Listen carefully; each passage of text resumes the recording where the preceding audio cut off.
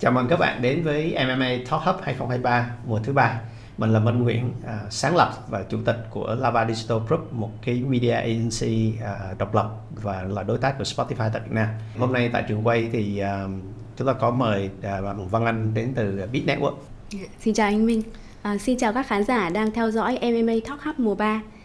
Em là Vân Anh, giám đốc kinh doanh của công ty cổ phần Beat Việt Nam.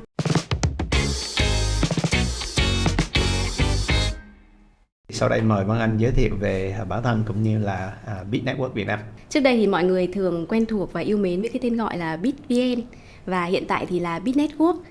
Nếu mà để có 30 giây để flex với công ty thì em cũng rất là tự hào được chia sẻ là Beat Network thì hiện tại đang là một trong những mạng lưới sáng tạo nội dung và phát triển cộng đồng hàng đầu trên mạng xã hội tại Việt Nam. Sở hữu hơn 70 kênh với hơn 70 triệu người theo dõi. Và hàng tháng thì Beat Network đang tiếp cận hơn 3 tỷ lượt người dùng. Có thể kể đến một số các cái tên nổi bật mà có thể mọi người đã từng lướt qua, từng follow, như là BeatVN, Chuyện của Hà Nội, Sài Gòn Nghe, Kiến Không Ngủ, Inside the Box. Thì với cái lợi thế nội tại và với sự tin cậy của các cái nhãn hàng, Beat Network cũng đang cung cấp các cái giải pháp truyền thông đa nền tảng như là media booking, tư vấn đào tạo, xây dựng và phát triển các cái kênh cho nhãn hàng và triển khai các cái chiến dịch truyền thông tổng thể. Văn Anh là đã làm trong cái ngành social media và Beat bao lâu rồi? Em thì cũng rất là may mắn được đồng hành với Beat Network tính đến nay là tròn 7 năm. 2016 khi mà nhãn hàng bắt đầu quan tâm đến cái việc là booking trên các cái hot page, cho đến bây giờ thì như anh Minh cũng thấy là việc social media đã trở thành một cái phần không thể thiếu trong các cái chiến dịch truyền thông của nhãn hàng. Vâng, anh có thể chia sẻ một vài cái ấn tượng trong nghề của mình với bạn đọc. Dạ, ấn tượng thì chắc là cũng có khá nhiều. Tại vì trong suốt 7 năm thì em được chứng kiến không chỉ là cái sự phát triển và mở rộng của công ty mà còn là của thị trường, cái mảng social media booking nói chung. Thì có những cái fact nó rất là hay, tức là cái việc xét giá lên kênh ngày xưa thì nó đang không được chuyên nghiệp, không được đồng nhất như bây giờ. Bây giờ mọi người có thể thấy là các cái page hoặc là các kênh nó khá là đồng đều theo hình thức, nó chỉ khác nhau về mức giá thôi. Nhưng còn ngày xưa thì bọn em sẽ xét giá theo cái nhu cầu của khách hàng và theo cái nhu cầu của thị trường, cũng thay đổi liên tục. Lúc đầu thì giá đăng ảnh là một mức và giá đăng video lại là một mức, tại vì cái việc mà mình phải download rồi upload lên nó mất nhiều thời gian hơn là so với đăng ảnh. Chi phí và công sức mình bỏ ra chứ không phải là dựa vào cái giá trị mình đem lại cho khách hàng. Đúng rồi, theo cái công sức mà mình bỏ ra đấy ạ. Sau đó thì mọi người thường theo dõi một cái ứng dụng là fanpage Karma, thì mọi người sẽ thấy là cái việc tương tác và tiếp cận của user vào cái khung giờ 20 giờ là cao nhất, và thế là khách hàng lại đổ xô vào cái khung giờ đó, lúc nào cũng sẽ là em ơi 20 giờ còn không, chị muốn lên 20 giờ đó, thì lúc đó bọn em lại thay đổi giá, set theo là khung giờ tối thì là sẽ cao hơn, còn ban ngày thì sẽ là thấp hơn, tức là dynamic pricing. Có một cái cũng rất là hay, đó là em nhớ cái hồi đầu khi mà livestream thì khá là sơ khai. Lúc đó để mà nhận một cái job livestream của khách hàng là admin sẽ phải đến trực tiếp sự kiện, cầm theo điện thoại và phát live, và chỉ phát được trên cái kênh của mình thôi. Thì admin cũng sẽ phải hoạt ngôn một chút để có thể là vừa livestream vừa tương tác, giao lưu với member. Như bây giờ thì mọi người có thể thấy là cái việc livestream ở trên mạng xã hội nó cực kỳ là chuyên nghiệp, không khác gì các cái chương trình trên truyền hình, với những cái góc quay, với bàn trộn đầy đủ các thiết bị và với những cái thao tác cực kỳ đơn giản là mình có thể live chéo trên toàn bộ tất cả các cái kênh mà mình muốn, mặc dù là admin lúc đó là ở Việt Nam hay là ở nước ngoài đi chăng nữa. Và tất nhiên là để làm được cái chuyện này chúng ta phải có một cái đội ngũ hỗ trợ, và dĩ nhiên cái chi phí như thế thì bây giờ nó phải khác, đúng không? Các bạn hãy nhìn cái đội ngũ mà KOC người ta đang livestream chuyên nghiệp như hiện nay, thì anh thấy rằng là đây là một cái trào lưu mà ở đó là cái kênh social trở thành một cái phương tiện để cho các KOC kiếm tiền, và cái trào lưu này chúng ta gọi là social commerce, là một cái doanh nghiệp mà tiên phong trong cái chuyện phát triển nội dung và xây dựng cộng đồng. Thế thì Văn Anh hãy chia sẻ với lại khán giả ở đây cái quá trình phát triển của cái mạng xã hội tại Việt Nam, để mà từ đó chúng ta có thể hiểu được cái tình hình hiện nay nó như thế nào. Nếu mà để tóm tắt về cái quá trình phát triển của mạng xã hội cả trên thế giới hay là cả Việt Nam thì em xin phép được dùng hai cụm từ, đó là tốc độ vũ bão và biến đổi không ngừng. Nhưng mọi người cũng biết là mạng xã hội ban đầu xuất hiện với cái nhu cầu cho người dùng, đấy là tìm kiếm và kết bạn. Sau đó thì nhu cầu ngày càng tăng cao trong cái việc là mình muốn tìm hiểu, muốn cập nhật thông tin, và rồi bây giờ thì nó là việc thể hiện bản thân, giải trí cũng như là mua sắm. Thì với cái nhu cầu ngày càng mở rộng của người dùng, bên em cũng có tham khảo một cái báo cáo của We Are Social, đấy là Digital Report 2022. Thì có tổng kết lại cái tốc độ tăng trưởng sử dụng mạng xã hội của người dùng, thì nó luôn luôn ở hai con số từ 2015 đến nay. Và có đỉnh điểm đến có những năm là lên đến hơn 20%. Đấy là một con số nó rất là lớn. Đến 2019, 2020 thì con số này có giảm xuống dưới 10%. Tuy nhiên khi mà đại dịch Covid xảy ra thì cái thói quen, cái hành vi của người dùng hoàn toàn thay đổi, và cái nhu cầu sử dụng mạng xã hội lại tăng cao, và cái tốc độ tăng trưởng nó lại quay trở lại là trên hai con số. Thế cho nên là em mới chọn cái cụm từ đấy là tốc độ vũ bão. Từ thứ hai đó chính là biến đổi không ngừng. Như mọi người cũng có thể chứng kiến được cái sự ra đời của Facebook, sự ra đời của các cái nền tảng mới như là Insta, như là TikTok. Và không chỉ là các nền tảng mà các cái tính năng trên các nền tảng cũng liên tục được cập nhật. Có thể thấy là các cái nền tảng mạng xã hội đang gọi biến đổi không ngừng, đang update liên tục để có thể đáp ứng được nhu cầu của người dùng. Và chính vì thế thì các cái nhãn hàng cũng như là những đơn vị phát triển cộng đồng giống như là Bit Network thì cũng phải thích nghi rất là nhanh chóng để có thể là bắt kịp theo cái xu hướng. Thì cái việc thay đổi nó diễn ra rất là nhanh chóng, và các bạn thấy rằng cái nhu cầu sử dụng mạng xã hội của người tiêu dùng nó càng ngày trở nên phức tạp. Nó theo cái học thuyết Maslow, tức là ban đầu rất là căn bản, xong sau đó càng ngày anh càng leo lên trên cái đỉnh của cái tháp Maslow. Là một doanh nghiệp tiên phong trong cái mảng này thì Bit Network đã làm gì để mà theo kịp, nắm bắt được cái xu hướng này? Để nắm bắt và theo kịp các cái xu hướng thì trước hết là mình phải có một cái sự thích nghi cực kỳ nhanh chóng. Với Bit Network thì bên em có mở rộng cái mạng lưới, không chỉ là hoạt động ở trên Facebook nữa, mà cũng phải nhanh chóng mở rộng sang TikTok, sang Insta, sang YouTube để có thể là thỏa mãn cái nhu cầu của các cái user. Và không chỉ như vậy, ở trên mỗi cái nền tảng thì còn phải phát triển đa dạng các cái nội dung, chủ đề không chỉ xoay quanh là tin tức giải trí, mà còn sẽ là truyền cảm hứng, sẽ là kiến thức, thậm chí là có cả những cái livestream mua sắm để đáp ứng nhu cầu của user. Rồi, như anh biết hiện nay đó là cái social media nó trở thành một phần trong cái cuộc sống hàng ngày của người tiêu dùng, và các cái thương hiệu social media nó trở thành là một phần ở trong cái media strategy. Khi mà doanh nghiệp người ta phát triển cái nội dung trên các cái mạng xã hội, có hai cái cách làm. Một là người ta phát triển trên cái kênh riêng của người ta để người ta có thể kiểm soát được cái thông điệp người ta. Hai là người ta thuê ngoài để mà làm chuyên nghiệp hơn, có thể tiếp cận nhiều khách hàng. Thế thì làm một cái doanh nghiệp hoạt động trong cái ngành này lâu năm, thì em có thể chia sẻ cái tình hình hiện nay và cái phương thức mà các doanh nghiệp hiện nay người ta ứng dụng và áp dụng trong cái chiến lược cái social media này như thế nào? Dạ. Nếu mà chia thành hai cái hướng tiếp cận, đó là một là với các kênh mà doanh nghiệp sở hữu, và thứ hai là với các kênh mà họ đi booking bên ngoài, thì là đúng là đứng từ góc độ nhãn hàng. Và em đang thấy cái xu hướng của các cái doanh nghiệp là họ sẽ sử dụng và kết hợp song song cả hai cái cách thức tiếp cận này.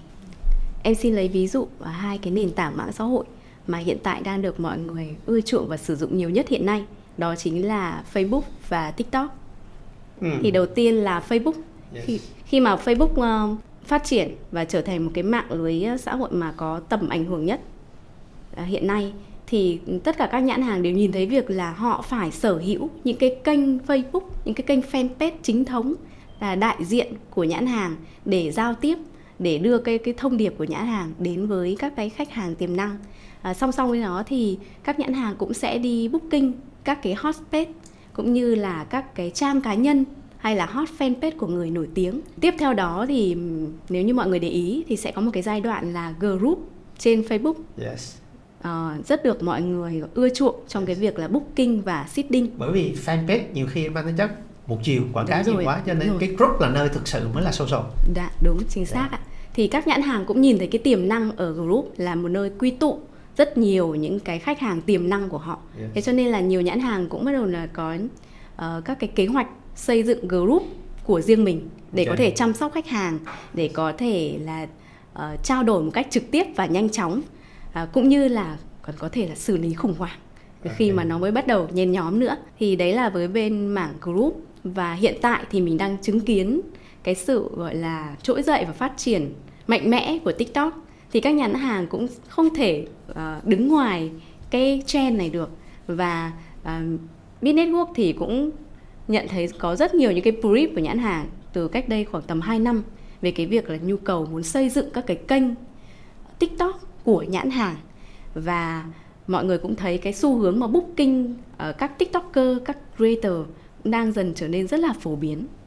Facebook chúng ta vừa có text, vừa có hình, vừa có video, còn TikTok thuần là video. Dạ. Theo em làm trong ngành, em thấy là khách hàng khi muốn chuyển sang từ cái Facebook sang cái nền tảng TikTok thì người ta có gặp trở ngại gì? Thực ra là có rất nhiều trở ngại đó. Tại vì là khi mà bước sang một cái nền tảng mới và cái chính sách thì cũng chưa thực sự rõ ràng, cũng như là update liên tục, và cái hình thức thể hiện thì nó lại hoàn toàn khác. Nếu như ở trên các cái fanpage thì mình hoàn toàn có thể sử dụng thiết kế ảnh hoặc là những clip mình quay dựng từ trước, thì sang với TikTok là mình sẽ phải định hình kênh ngay từ đầu, và mình phải có kịch bản cũng như là có nhân vật, có quay dựng, mọi thứ nó sẽ phức tạp hơn, cũng như là yêu cầu về cái mức độ sáng tạo và bắt trend là cực kỳ cao. Thế cho nên là rất nhiều các nhãn hàng khi mà sang một cái nền tảng là TikTok thì thực sự là cũng khá là lúng túng. Bởi vì hiện nay là TikTok nó không phải giống như Facebook ngày xưa là thiên về trong cái chuyện là giao lưu và giải trí, không chia sẻ giải trí, mà bây giờ nó trở thành một cái nơi để bán hàng được. Dạ. Đúng không? Thế thì cái trào lưu mà chúng ta nói ban đầu là về social commerce, đấy là TikTok người ta đang mở đường. Nhưng mà bây giờ là doanh nghiệp, người ta lúc nào người ta cũng không phải người ta muốn đi ra ngoài người ta thuê được. Người ta lúc nào người ta cũng có xu hướng là mang cái đó về trong nhà. Khi mà người ta mang vào trong nhà, mang vào muốn là tự xây dựng các cái kênh trên mạng xã hội của riêng mình. Thế thì đâu là những cái khó khăn của doanh nghiệp mà Vân Anh có thể chia sẻ để mà doanh nghiệp có thể người ta học hỏi từ cái chuyện này? Dạ. Đây là những cái bài học hoặc là những cái trải nghiệm thực tế của Bit Network trong cái quá trình mà bọn em có trao đổi giao tiếp với cả các cái nhãn hàng. Thì cách đây 2 năm sẽ rất nhiều những cái brief về việc là muốn xây kênh và muốn tìm một cái đơn vị ở bên ngoài thật sự là có kinh nghiệm trong việc là phát triển cộng đồng, cũng như là có những cái kỹ thuật về mặt quay dựng thật là tốt để đảm bảo là có thể xây dựng được những cái kênh TikTok cho nhãn hàng. Tuy nhiên là 2 năm đổ lại đây, khi mà cái tình hình kinh tế thì thực sự là cũng không được tươi sáng cho lắm, nên là ảnh hưởng trực tiếp đến cái thói quen, cái hành vi sử dụng ngân sách cũng như là chi tiêu của các nhãn hàng. Thì nhãn hàng lại có xu hướng là muốn tận dụng cái độ in-house, muốn tự triển khai nhiều hơn là bị phụ thuộc vào một cái đơn vị ở bên ngoài. Thế thì lúc này Bit Network sẽ đóng vai trò làm bên đồng hành, tư vấn và update những cái chính sách về nền tảng, cũng như update những cái chính sách về xu hướng để cho nhãn hàng sau đó là hoàn toàn có thể tự vận hành, tự triển khai, chứ không bị phụ thuộc vào việc sản xuất của một bên thứ ba nữa. Như chúng ta thấy đó, là mạng xã hội nó không phải chỉ để giao lưu kết bạn, mà nó bây giờ nó trở thành cái kênh thương mại để mà mua bán trao đổi hàng hóa. Cái thứ hai là cái trào lưu livestreaming rất dễ, từ trên điện thoại ai cũng có thể làm livestreaming. Thế thì hai cái vấn đề này, hai cái xu hướng này nó thúc đẩy cái chuyện mua bán trên mạng xã hội mà chúng ta hay gọi là social commerce. Cái social commerce nó ra đời, nó bổ sung thêm cho một cái kênh để các doanh nghiệp có thể làm e-commerce online. Thì em có nhận định gì về sự phát triển của e-commerce tại Việt Nam trong những năm tới? Với cái sự phát triển của e-commerce hay là social commerce trong thời gian tới thì không biết là anh Minh như thế nào, chứ với bản thân em thì khoảng 1 tháng gần lại đây là em đang phải cai nghiện shopping ở trên livestream. Nghiện đến mức mà đôi khi là mua hàng đủ rồi đấy ạ, Thế nhưng mà vẫn cứ vào xem, vẫn cứ phải vào xem để biết đâu có cái deal hời, hoặc là vào xem thôi, đôi khi là chỉ để thỏa mãn gọi là cái nhu cầu như thành một cái thói quen của mình thôi. Đó, thì mình có thể thấy là livestream hiện tại đã trở thành một cái kênh bán hàng cực kỳ hiệu quả cho bất kỳ nhãn hàng nào. Gần đây thì em có đọc một cái bài báo có một cái nhận định, đó là nhiều doanh nghiệp hồi sinh nhờ cái xu hướng livestream bán hàng. Các cái nền tảng mạng xã hội hiện nay cũng nhận thấy rất rõ cái sự quan trọng của livestream và cũng đang update thêm những cái tính năng để bổ trợ, để support làm sao cho cái việc bán hàng trên livestream trở nên thật sự là thuận tiện và thúc đẩy cái sức mua của người dùng. Ví dụ như là sắp tới thì Facebook cũng sẽ có thêm cái tính năng mua hàng giống như là TikTok.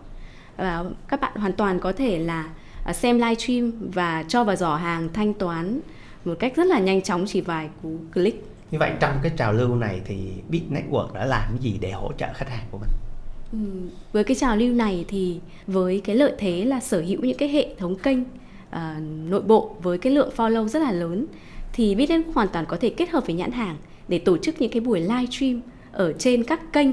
Những cái buổi livestream đó thì như mọi người sẽ thấy là xu hướng hiện tại bây giờ sẽ không chỉ đơn thuần là để bán hàng nữa, mà sẽ còn là giải trí.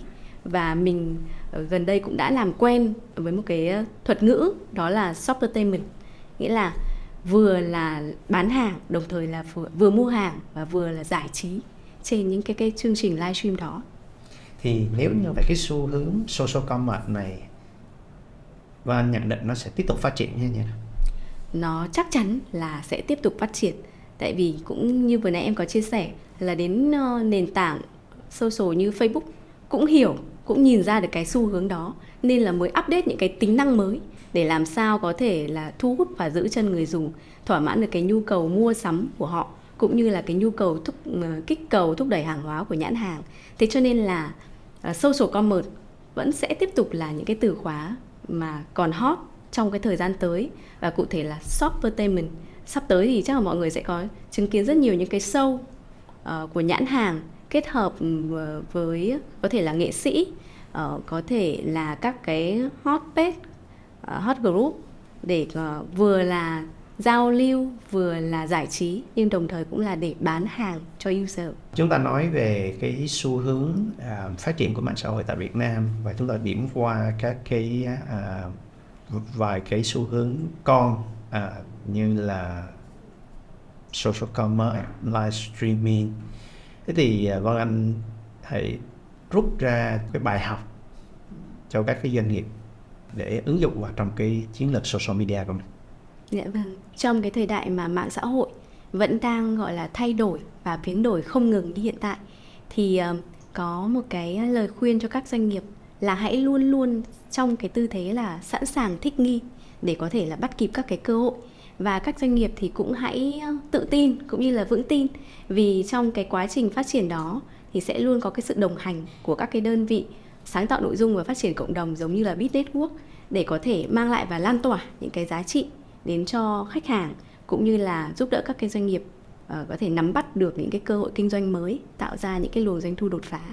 Mạng xã hội nó phát triển ngày càng nhanh và phức tạp, và bạn phải thích nghi, nhưng không nhất thiết bạn phải tự làm, bởi vì bạn phải có những cái đối tác, đúng không? Giống như những cái agency giống như Beat để mà giúp các bạn cùng làm, đúng không? Để đem lại một cái sự đột phá trong doanh thu. Nhưng mà sau một quá trình làm dài trong cái ngành social media này, đâu là bí quyết để mà có được một cái sự phát triển bền vững trên mạng xã hội thì theo Vân Anh? Thực ra đây là cũng là một cái câu hỏi mà bọn em Beat Network gặp khá nhiều, khi mọi người hỏi về cái bí quyết làm sao mà có thể phát triển rất là nhanh chóng và với một cái mạng lưới sáng tạo nội dung rất là lớn trên mạng xã hội. Thì chắc là nó cũng chỉ gói gọn vào mấy từ đơn giản này thôi, đó là hãy coi khách hàng là trọng tâm. Khi mà nhãn hàng dù là dùng bất cứ cái hình thức quảng cáo nào thì hãy luôn coi khách hàng là cái trọng tâm, và phải làm sao để có thể đem đến cho khách hàng nhiều cái giá trị nhất. Cảm ơn Vân Anh đã chia sẻ và cùng Beat Network đã tham gia chương trình ngày hôm nay. Cảm ơn anh Minh, cảm ơn MMA Talk Hub mùa 3 đã cho Vân Anh và Beat Network có cái cơ hội này. Xin chào các bạn.